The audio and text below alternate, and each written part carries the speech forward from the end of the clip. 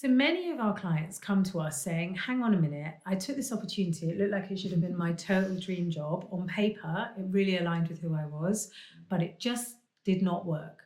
That work did not work. Why did it not work?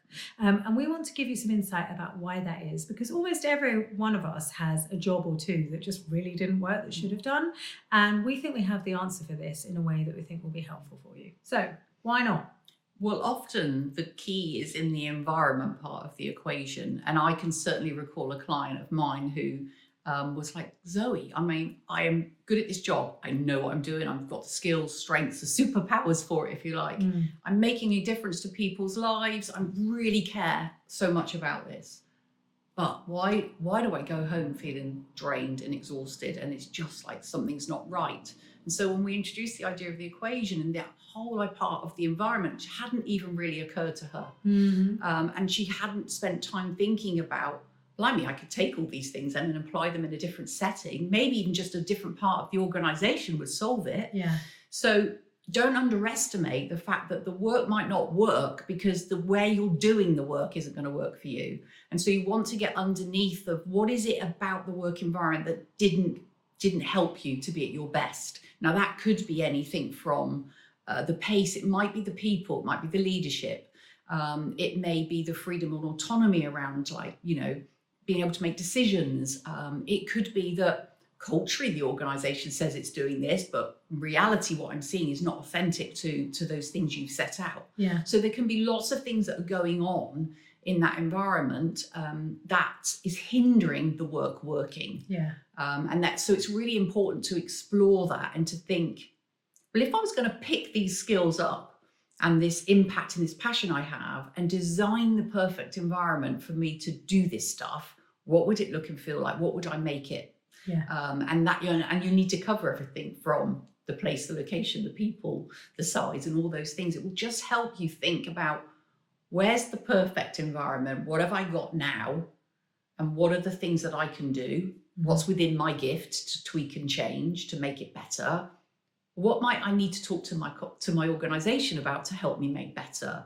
And how big a shift is it? And I think that will help you get some perspective about why the work isn't working. What do you think? Yeah, definitely. I was thinking as you were talking about an environment that I worked in where, again, it should have been a good fit because there was loads of chance to innovate. They loved new ideas and new products, which is something I really like. It was really pacey and I'm pretty pacey.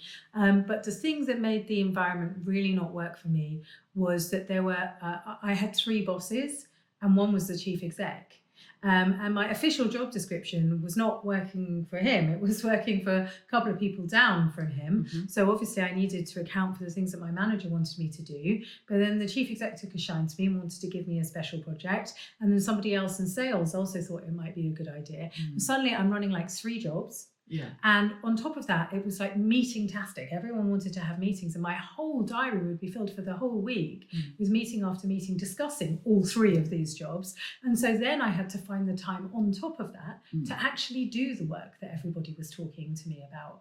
And even for someone like me who likes pace and variety and stuff, this was really drinking from the fire hydrant. It was too much. I couldn't keep everything moving in the direction. I couldn't keep it at the caliber that I wanted it done. And everybody was becoming disappointed with me. And actually, I'm really terrible when I'm in an environment where lots of people are being disappointed with me.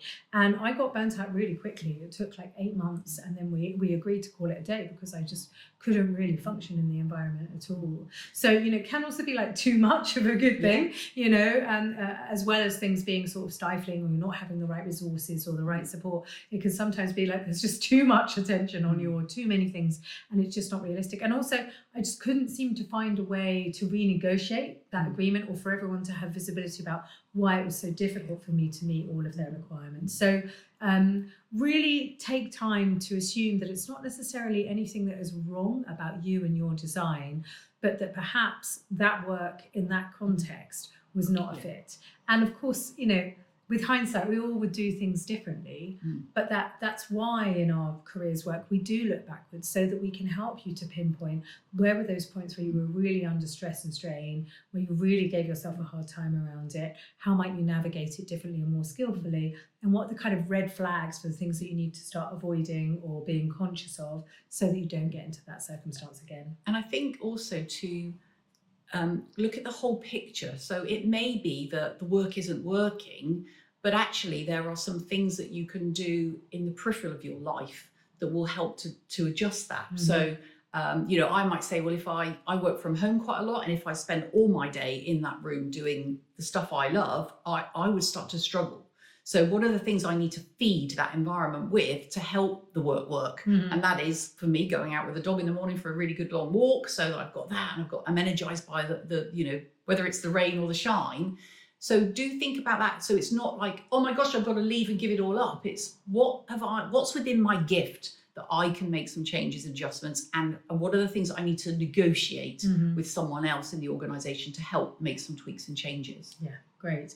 And again, the more specific we can be about what's working, what's not working, the more people are able to help you. So taking that time to really settle into, with no blame, what are the kinds of things that are frictions for me between the environment that exists and the environment that would help me to really perform better. Let us know if you've had an experience like this, and let's keep talking about it.